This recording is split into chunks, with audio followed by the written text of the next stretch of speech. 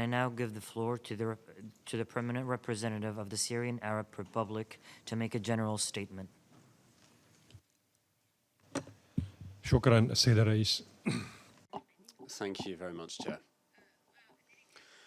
My delegation voted in favor of the draft resolution A/C2/74/L5/Rev1.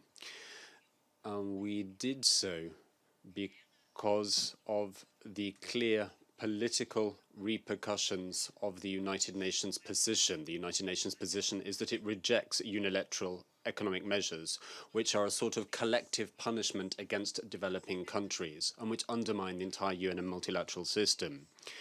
Said measures are also a stumbling block for our accomplishment of the SDGs by the set date of 2030. They also represent an assault on our right to development. Said measures also hamper trade flows and also hinder the full enjoyment of human rights, including the human rights enshrined in relevant instruments. These unilateral economic measures undermine all of the principles on which this organization was founded, and they are also a breach of the provisions of the Charter which should be our guiding star for all of our work, whether that be economic, social, or political. We should always be guided by the Charter and its content. Today represents 11 years until the 2030 deadline for the Sustainable Development Goals. We are just 11 years off from that target.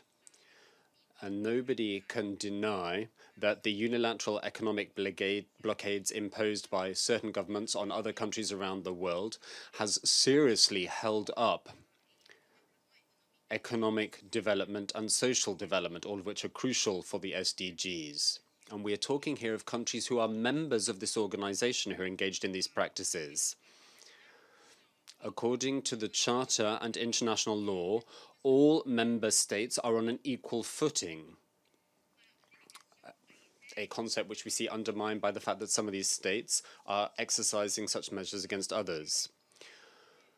We hail the efforts being undertaken by the Secretary General to put an end to unilateral economic measures as a tool of political coercion, as well as of economic coercion. We welcome the fact that the Secretary General has recognized their harmful impact, particularly the scourge of the imposition of these measures and the way it has forced many to find a new way of doing business. It is not a question of simply condemning these measures or calling upon the international community to adopt urgent measures to respond to them. It's a question of practical, pragmatic action. And so what we need to do today is to adopt actual mechanisms with teeth in order to ensure that justice is provided to the victims of these measures. And we are speaking here of thousands, if not hundreds of thousands of victims. A register should also be established of unilateral economic measures that have harmful impact on human rights. And there is also a need for the General Assembly to adopt, in our view, a declaration or a statement on unilateral economic measures, calling upon all to uphold the rule and sovereignty of law and to hold accountable through that General Assembly declaration those states that adopt unilateral economic measures. Because adopting these measures has often led to the collapse of sectors that provide vital services to citizens, particularly in the fields of education, healthcare, food, agriculture, industry, trade, and information and communication technologies, the very fabric of life. And undermining these sectors of social, economic, and political development has a direct impact on our ability to achieve the Sustainable Development Goals, to circle back to my earlier point. We have suffered for years as the Syrian Arab Republic the impact of the unilateral economic measures applied on a coercive basis by certain governments against us.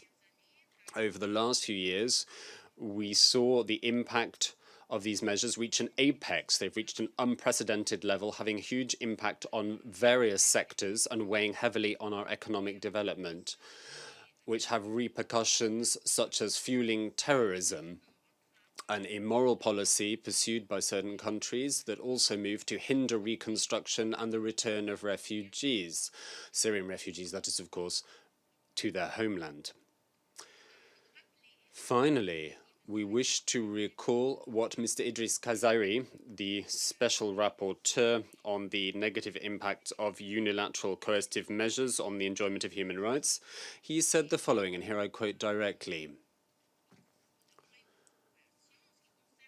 There are many concerns surrounding the adverse impact of these measures because these measures have exacerbated the suffering of the Palestinian people, to pick but one example.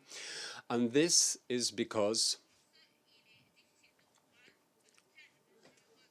it is difficult to believe that these measures are intended to protect the Palestinians or indeed to protect the Syrians given the suffering that they give lead to. It's also difficult to believe that such measures are really intended to bring about democratic transition. This is the blunt assessment of a UN high-level representative, a special rapporteur nonetheless. And this assessment holds true for the tragic situation suffered by the countries who are the target of these unilateral economic measures, first and foremost, their people. It is time to put an end once and for all to these policies, which, as I've said, represent collective economic punishment of some states by others.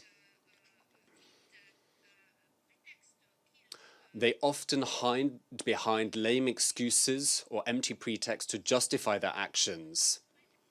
But the light of day has been shed on the emptiness of these pretexts. So we need to uphold justice, the law, and the right of all peoples to enjoy prosperity and development without any discrimination or restriction whatsoever. And we can do that by putting an end to these measures. Thank you, Chair. Of the Syrian Arab Republic, and I now give the